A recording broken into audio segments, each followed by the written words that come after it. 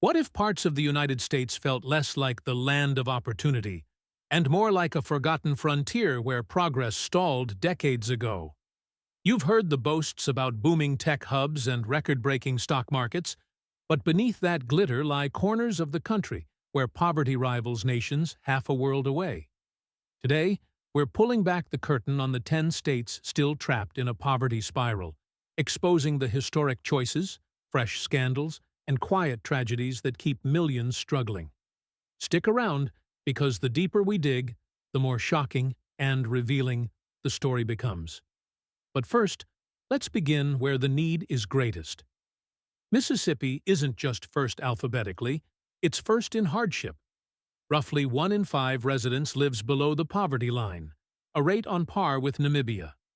Generations of underfunded schools left a gap that still haunts the workforce, and the jobs that do exist often pay barely enough to survive. Then there's the scandal no one here can forget.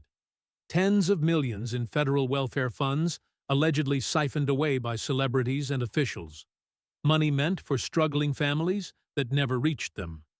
Add a crumbling water system in Jackson and a brain drain that sees young talent fleeing for brighter prospects, and you have a recipe for stagnation. But if Mississippi is sinking, Louisiana just downriver might be drowning. Step into Louisiana, where brass bands echo through lively streets, yet nearly a fifth of residents can't afford the tickets to the party. Women here earn barely 70 cents on the man's dollar, the widest gap in America. Schools rank near the bottom, so incoming industries hesitate, fearing they won't find a skilled workforce. Insurance giants pulled out after back-to-back hurricanes, leaving tens of thousands underinsured and rebuilding alone. Sociologists call it fatalism, a shrug that says, it is what it is. But the danger isn't apathy, it's resignation, a quiet acceptance that tomorrow won't improve. Travel north into the mountains and despair trades jazz for coal dust. In West Virginia, shuttered coal mines scar the hills and hope seems buried alongside them. While the poverty rate hovers around 18%, another stat stings worse. Deaths now outnumber births. Whole towns empty out, their main streets lined with for sale signs. Lawsuits over opioids bring settlement checks, yet addiction leaves a workforce drained and families fragmented. Cross the Tug Fork River into Kentucky, and wages dip again, fifth lowest nationwide. You'll hear jokes about folks selling plasma to pay bills, but behind that dark humor sits desperation. Yes, unemployment is technically average, but many of those jobs pay so little that workers still can't climb out of debt. Meth labs, Mountain Dew, and poor dental care fuel cruel stereotypes, yet they hint at a deeper story. When healthy food, dentists, and decent pay are scarce, a soda and quick cash start looking like lifelines. Head southwest, and the poverty belt trades thick forests for open desert. But the struggle is just as stark. New Mexico's skies are vast, but opportunities feel painfully narrow. A staggering 1 in 3 children lives in poverty here, the worst rate in America. With limited tax revenue, the state leans hard on federal dollars to fund everything from highways to hospitals. When those funds fluctuate, local programs collapse, and families feel the sting first. 3 hours west, Nevada tells a tale of extremes, glittering wealth along the Vegas Strip, and threadbare towns where school roofs leak. Despite tourism's comeback, Nevada still posts the nation's highest unemployment. Job postings skew toward hospitality, roles vulnerable to the next economic hiccup. Meanwhile, a megadrought shrinks the Colorado River, forcing farmers to fallow fields and panic about tomorrow's water bill.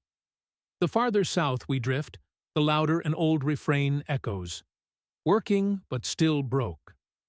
Alabama greets visitors with sweet tea and shocking statistics. Rural hospitals keep shutting their doors. Expectant mothers now drive hours for prenatal care. The poverty rate remains locked above 16%, while school letter grades drop like autumn leaves. Arkansas once held the title of America's poorest.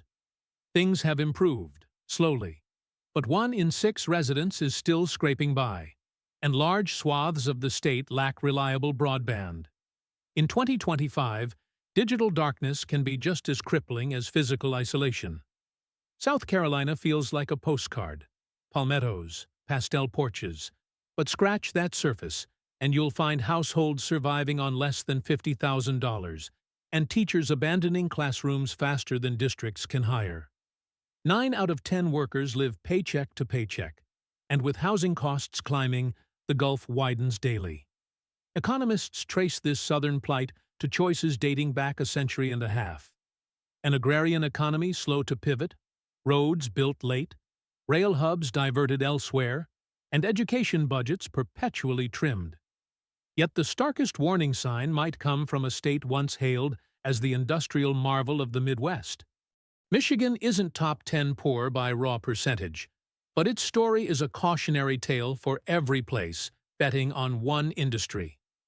Detroit's skyline still glitters at sunset, but drive a mile and abandoned factories loom like rusted skeletons. Flint's lead pipe nightmare lingers, millions earmarked, yet many homes still run faucets they don't dare drink from. Meanwhile, the electric vehicle revolution shuttered older assembly lines faster than new plants opened, sending layoffs rippling across the state. The statewide poverty rate sits around 13%, yet clustered urban blight skews lived reality. Here, a family can earn a decent paycheck and still dodge potholes, broken streetlights, and failing public schools daily. It's a reminder, poverty is as much about environment and opportunity as raw income. So, with blue state factories faltering and red state towns stagnating, who's steering the ship? Congress debated lifting the child tax credit again in 2024. The proposal stalled, leaving 3 million kids below the poverty line who might have been lifted above it. The federal minimum wage has frozen at $7.25 for over a decade, its real value eroded by 20+% inflation, while states on our list often cling to that basement level. And the 2025 Farm Bill? Lawmakers are already sparring over whether to tighten SNAP work requirements or expand benefits. Advocates argue that raising wages and restoring child credits could slash poverty rates overnight. Critics warn of job losses and budget black holes. But on main streets from Meridian to Morgantown, that debate feels abstract. People need relief now, not in some distant committee markup. Which brings us to the question no one can dodge. These 10 states span mountains, bayous, deserts, and lakes, but they share a common thread: historic neglect woven into today's crises. Poverty isn't just a paycheck problem, it's a geographic lottery ticket punched long before most residents were born. The alarms are blaring: failing schools, empty hospitals, crumbling water lines, and 2025 may be the year the nation either answers or hits snooze once more. So, what's your take? Should federal dollars pour in with strict oversight, or should states overhaul their own playbooks first? Drop your solutions in the comments, because understanding the problem is step one, but solving it will take all of us. And if you think this story ends here, think again. The next chapter might be unfolding in your backyard.